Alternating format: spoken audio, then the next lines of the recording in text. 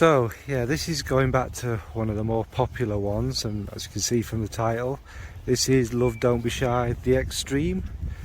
That kind of it is very similar, but I'll still go through the stages with you and sort of go through the differences at the end.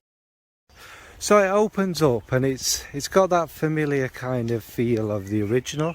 It's like that orange blossom, except in this one what you tend to find is the neroli is a bit stronger, a bit greener. Don't get me wrong, it doesn't take over the fragrance, just adds a bit of greenness in there. There's also pomegranate listed in this fragrance. Who knows what pomegranate in fragrance smells like, but it would also sort of give you that bit of freshness that you also get, I think, a bit of a sharp freshness. So you also pick up that. And then after that, that kind of citric, very green opening kind of goes away. It starts to get, you know, more familiar, more of a full, sweet, lovely orange blossom. There's obviously other florals in there. You can, if you know it's there, sort of start to smell a bit of the jasmine and things like that. Anyway, that's the opening.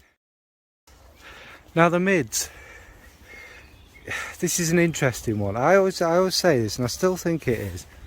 The rose kind of pops up randomly. I wouldn't say it's after a certain amount of time or whatever. It's obviously when the level gets warm enough on your skin or whatever, but the rose does come through, and then kind of greener, sharper notes definitely fade back, and then you definitely get that kind of pinky freshness in it mixing with the orange blossom. And one of the main differences between the two is this is a lot fresher. It's a lot easier to wear now, which is strange for it to be called an extreme, but it has much more of a summery feel. It is one you could wear on a warmer day like today. It's a beautiful version. Like I say, you can tell it's related, and for me, I'll get into this at the end, but anyway, yeah, that's the sort of first major difference, is the rose coming through, and it doesn't change too much. And then you sort of, as it develops a bit more, you get that familiar marshmallow one again, but it's a bit more fluffy, it's a bit lighter, and that rose adds a sort of, now more I'd say, of a pinkness. So yeah, as I was saying, that the marshmallow seems a bit lighter, a bit fluffy, and the whole thing is much less dense. It's very enjoyable actually.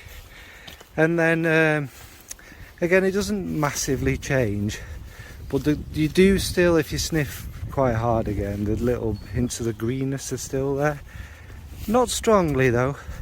And then we start to sort of move into the dry down. Obviously the dry down is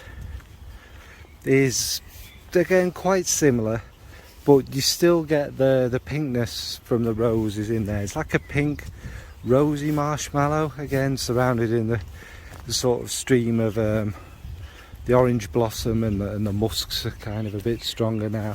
Still quite fresh and still easier. And then obviously there is a little bit of a, I don't know if there's woods even listed, but there is a kind of woody smooth base that shows through more. And again, that little bit of fresh sharpness, again, whether it's pomegranate, who knows, like I say, I don't know what pomegranate would smell like in it, but it gets a little bit, the rose, not syrupy, it's not as syrupy as the original, but it's definitely a kind of sweeter, more prominent note far into the dry down. I mean, again, this is just a very brief overview. It's not overly detailed. There is a more detailed review of this from me. I think my first impressions probably has more detail than this, but yeah, basically this is very similar, but not the same as the original. The original is a warmer, sweet bomb, kind of completely envelops you. Is very strong, very rich, and that's more for a cold day. This one, actually, I have tried the Eau Fraiche, and I find the Eau Fraiche the sweeter of the three. But this one's got this certain brightness in it, and with the little hints of the greenness and the freshness, it's much more of a sort of one you can wear all year round, any day. It's very classy, it's very sophisticated, it's a typical Kilian. And it really is quite gorgeous. Is this the favourite of mine from the three? Maybe. It's up there, you know, because I wouldn't have spent so much. My most expensive blind buy, this one. But yeah, it's a very good fragrance. Yeah, I don't need to waffle on. So what about yourselves? What's your favourite from the Love range? Do you have any favourite fresher orange blossom fragrances? Not quite neroli, but still orange blossom, but any fresher ones? Yeah, that's it. Alright, thanks folks, bye.